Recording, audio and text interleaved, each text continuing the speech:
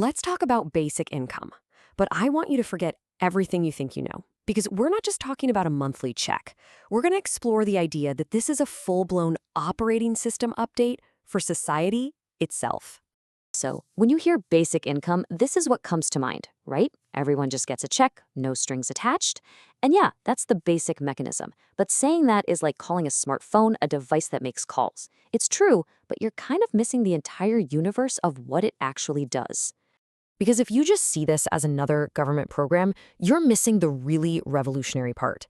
The goal here isn't just about handing out money. It's about fundamentally changing the rules of the game we all have to play every single day. To really get this, we have to talk about those invisible rules, the ones that dictate our choices, fuel our stress, and pretty much run our lives from behind the scenes. I love thinking about it this way as a game.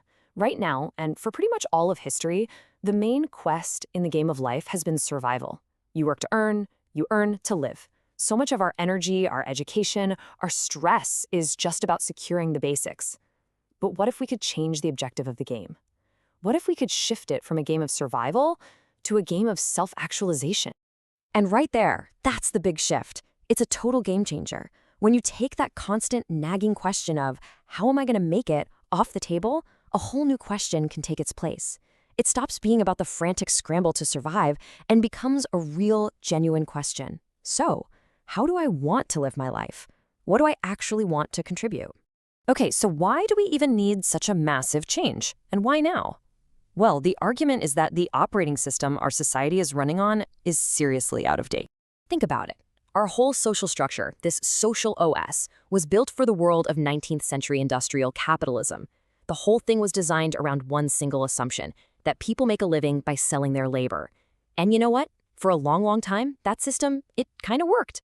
But now, that system is starting to crash. A lot. It's throwing up error messages left and right in the form of massive inequality and instability. And the reason is actually pretty simple. The world it was designed for is disappearing right before our eyes. Here's the core conflict, the bug in the system. The premise is you get a job to get income. Simple. But the new reality is that AI and automation can produce more and more with less and less human help. And that gap, that crack between the old design and the new reality, is just getting wider every single day. So when you look at it through this lens, the logic becomes super clear. First, you just have to admit it. Our social OS is old and buggy. Second, you realize that trying to fix it by tweaking the apps, little policy changes here and there, is like trying to fix a crashing computer by updating a single program. It's not going to work. That leads to step 3. The whole underlying OS needs an upgrade. And that brings us to the final point. Basic income is being proposed as that very upgrade. All right, now we have to tackle the biggest hang-up people have with this. Because the second you say unconditional money, people's minds immediately jump to welfare or charity. But that's a fundamental misreading of the whole philosophy behind it. And that mistake is totally understandable. It comes from this image we have of a powerful government handing out money to the needy. But that whole top-down charity framework is exactly what proponents of basic income want to flip on its head. So, to flip it, you need to understand this incredible concept called the social commons. Just think of it as all the shared wealth that we all inherit and benefit from together, but that no single person or company actually created. And what is this shared wealth? Well, it's everything. It's our language, our culture, it's the roads we use, the financial system, it's the centuries of science and technology that we all get to build upon. Think of the internet. None of us invented it, but our entire modern economy is built on top of it. All of this is our shared inheritance. So here's the big reframe. Basic income isn't charity. It's a dividend. It's your rightful share of the value generated by the collective assets we all own together.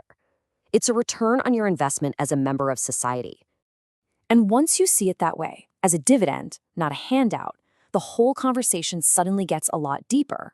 It moves away from just economics and takes us right to the heart of the matter, how we actually view humanity. So often the debate gets stuck in the weeds, right? How will we pay for it? Won't people just get lazy and stop working? And look, those are important questions we need to figure out, but they're not the real question. The real fundamental question basic income forces us to ask is a philosophical one. What kind of society do we actually want to build for the 21st century? This quote just nails it. It's about a huge philosophical leap. Are we going to stick with a system that only sees your value in terms of your labor power, your usefulness as a worker bee in the economy? Or are we ready to shift to a society that recognizes the incredible, inherent value of every single person simply because they exist? So you see, in the end, this whole conversation about basic income, it's not really about the money. It's like a mirror. It forces us to look at ourselves and ask what we truly value. It's a challenge, really. A challenge to decide what kind of future we want to build, not just for us, but for everyone who comes after.